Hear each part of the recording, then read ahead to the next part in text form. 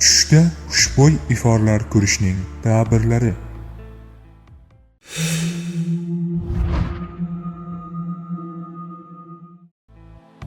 Tushda xushbo'y atirlar ko'rgan kishining hayoti farovon bo'ladi. Tushda ko'rgan ayol ersiz bo'lsa, turmushga chiqadi.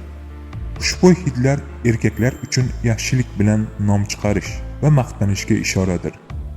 Tushda ko'rilgan mushk, anbar, kofur, za'faron, atirgul, uning yog'i, gulob kabilar yaxshi xabar, yaxshi majlis, ilm va pok iymon deb ta'bir qilinadi.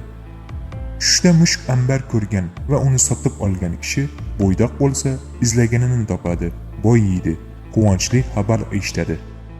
Bu xushbo'y iforlardan sutgan kishi xayrli va foydali ishga kirishadi va muvaffaqiyatga erishadi.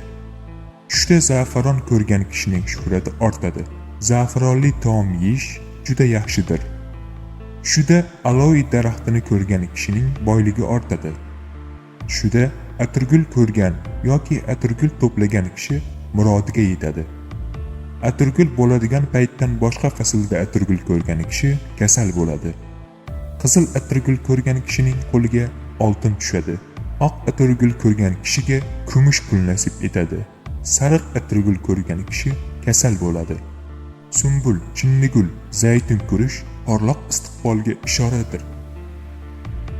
Unutmang, tush ta'birlari bashorat emas, hamma narsani bilguvchi zot yolg'iz Allohdir.